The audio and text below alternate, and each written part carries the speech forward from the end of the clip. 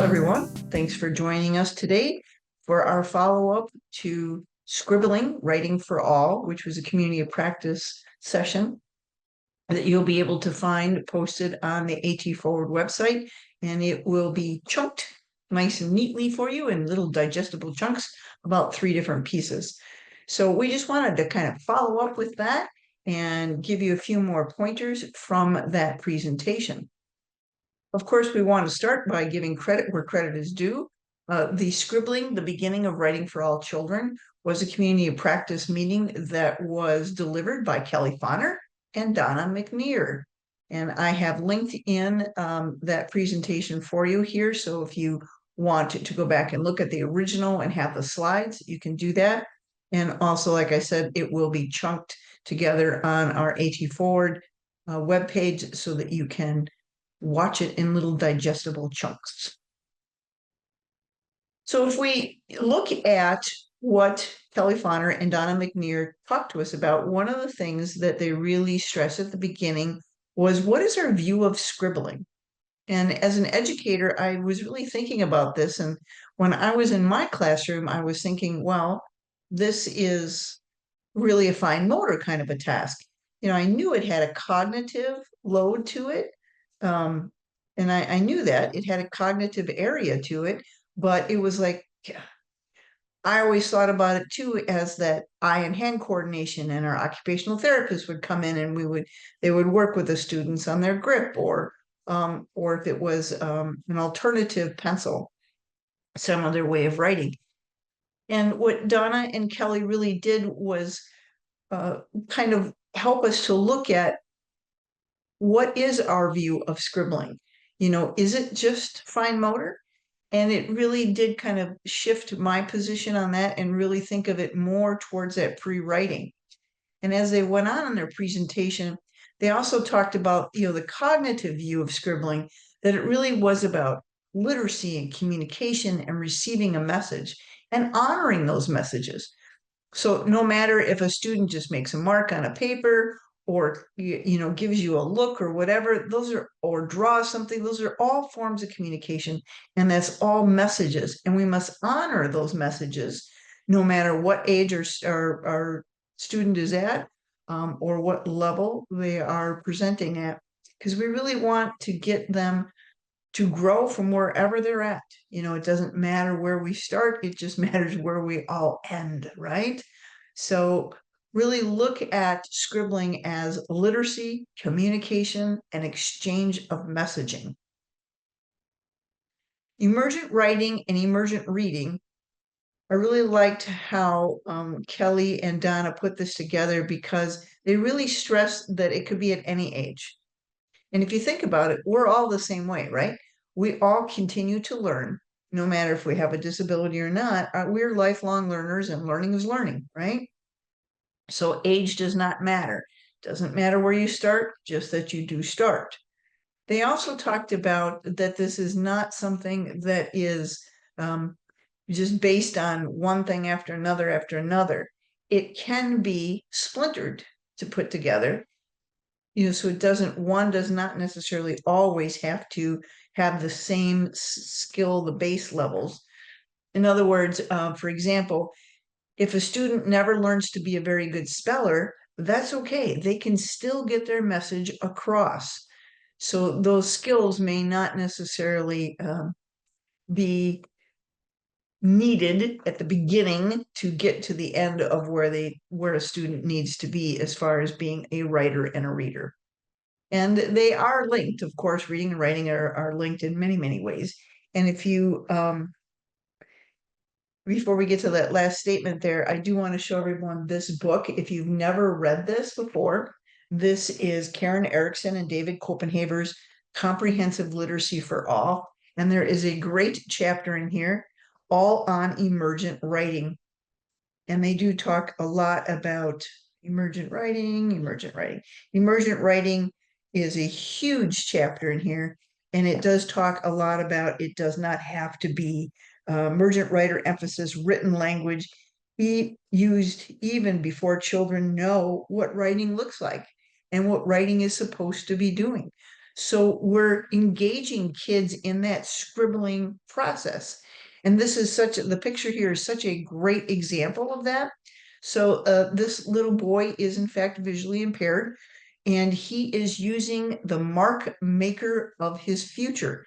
So he will be using a braille writer as he gets older. So this is what he's using to learn how to scribble. And when you think about it, this makes perfect sense, right? He's going to be a braille writer. So why would he write with a pencil? Because he's not going to be able to see the mark. So why shouldn't he be writing with a braille writer? It's kind of like, well, we need these kind of things.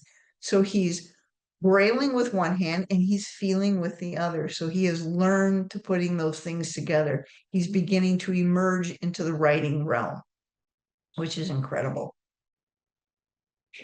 We did want to talk quite a bit today about some of the tools, assistive technology that you could use to help our students with learning to scribble or learning to make marks and learning literacy.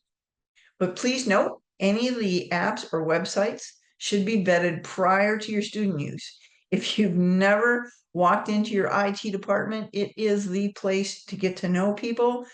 They can be wonderful allies to you. But they will know and they'll be able to vet an app to see whether or not it meets your district's technology policies. So make sure that you do that. Make sure that you find that out before you start giving apps to students, because it's all about student data and privacy. That is for sure. The couple of ones that I wanted to talk about that Kelly and Donna had outlined in their presentation. The one was Glow Draw, and these are free apps. The nice thing I like about Glow Draw is notice that this background is black and everything else is kind of bright. This is a great one for anyone with a cortical visual impairment or any other types of visual impairments where you need that contrast between different things. That's what I love about these kind of apps. It certainly offers you that ability. And anything that they touch on the screen, they can change the color and they can draw whatever, pictures, letters, whatever. And because it is digital, remember that we can take a screenshot of that and save that. We can print, there's so many different things you can do with that to make sure that the message gets across, because we're trying to connect again the scribbling to the cognition to the message so that our students become readers and writers. So Glow Draw, love that app. The other one I really like is called Doodle Buddy Paint and Draw. Now, I'm going to click on this one because the reason I really like this one is because it allows more than just for you to draw on the screen. You notice that there's a picture, so you can bring in pictures. You can do your own drawing if you want.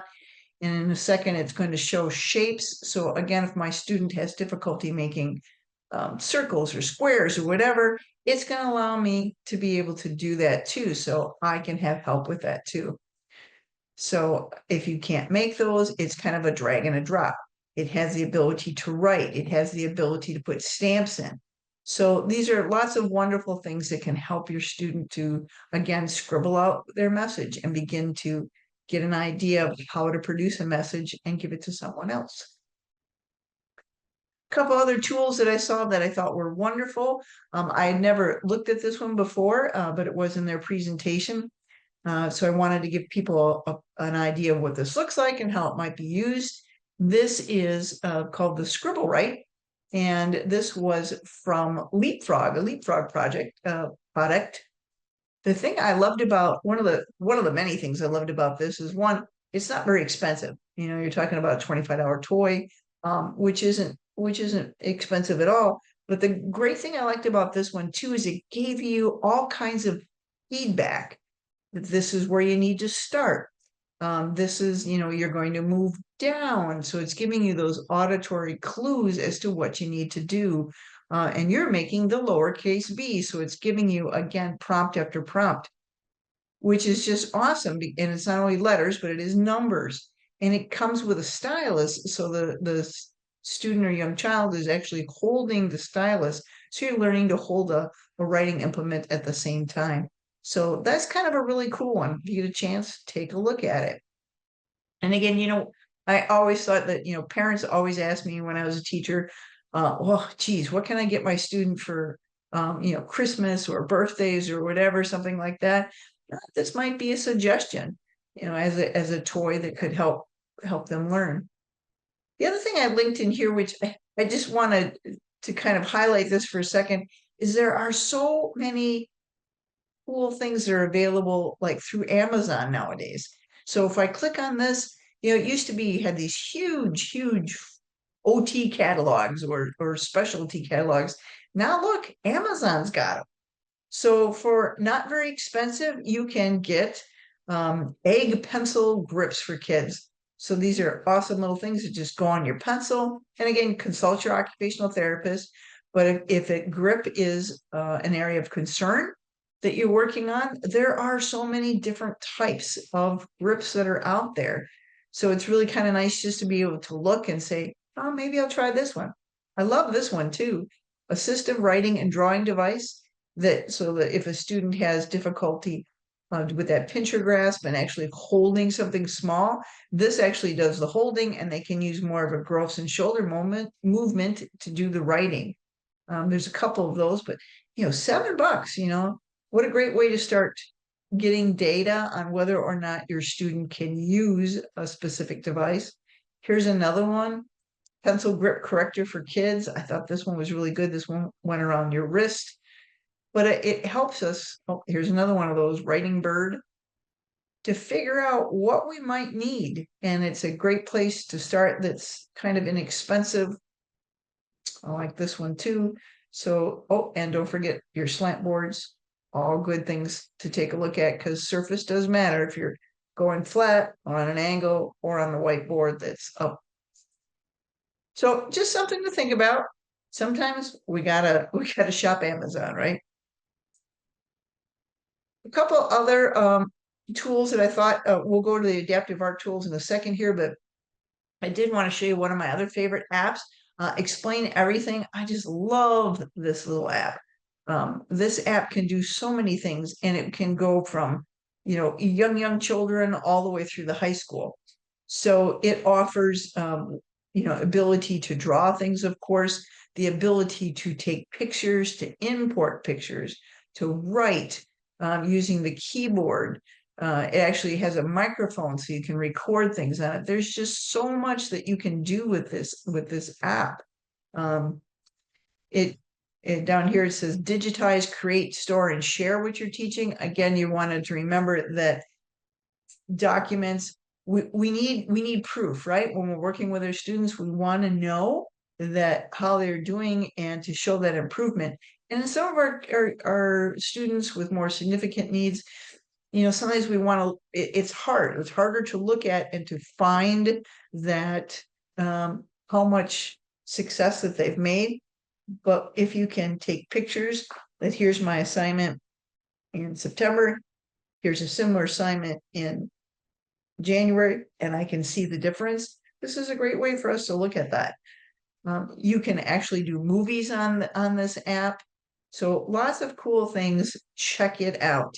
And even your most significantly involved student can use this. I had some students who were considered emergent readers and emergent writers, and they did such a great job taking photos with their iPads and using the Explain Everything app to give me a message, whatever it happened to be. So it's a great one. Check it out. I also wanted to take just a second to think about art, and that's another area that you can, I'm just going to pause this for a second before she gets going too much, that you can use your fine motor skills in and start to look at scribbling and writing.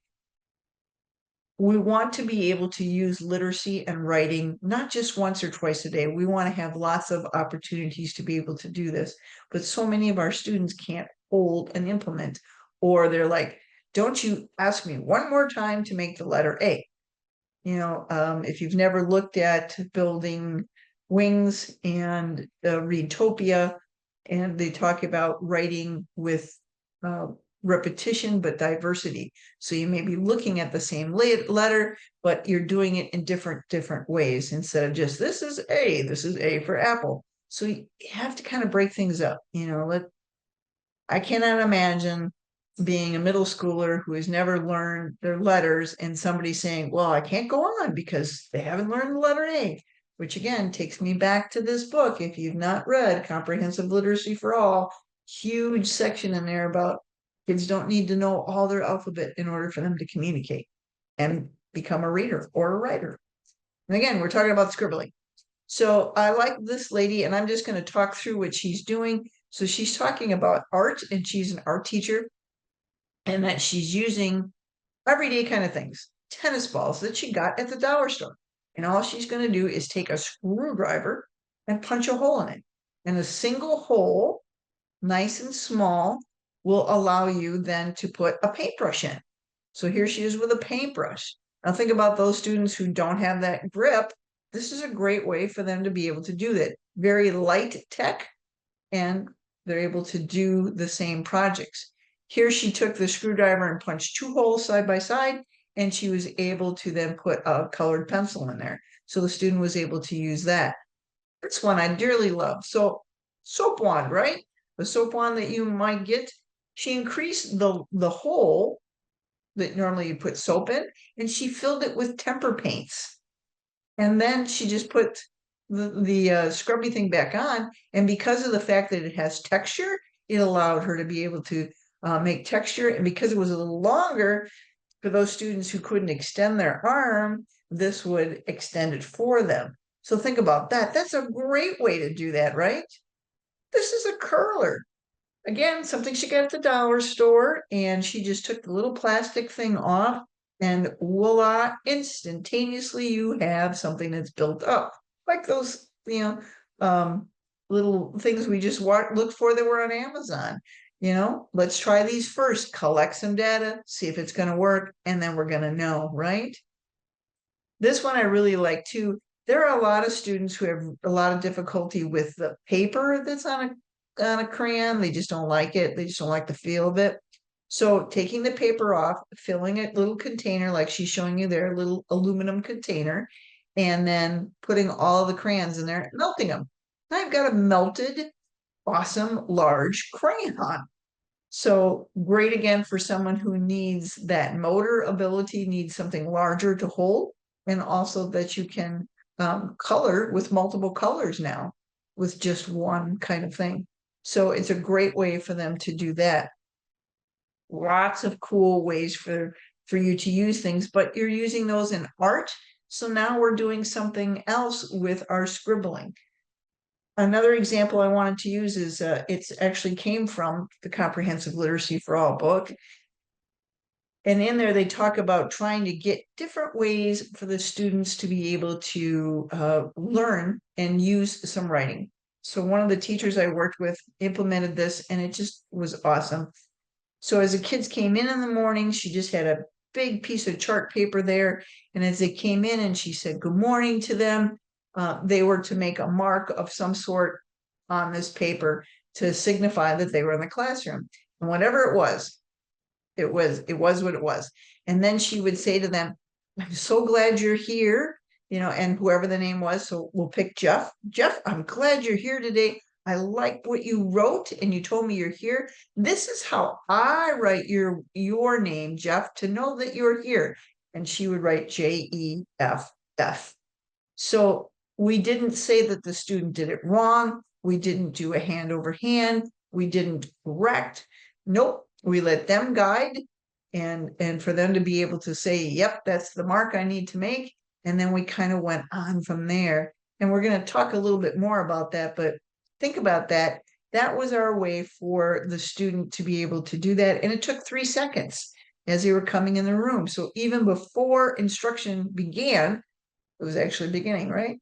So it is a great way for us to get our kids just to start writing a little bit. Oops. Yep, sorry. I also love this. This was in Kelly and Donna's presentation.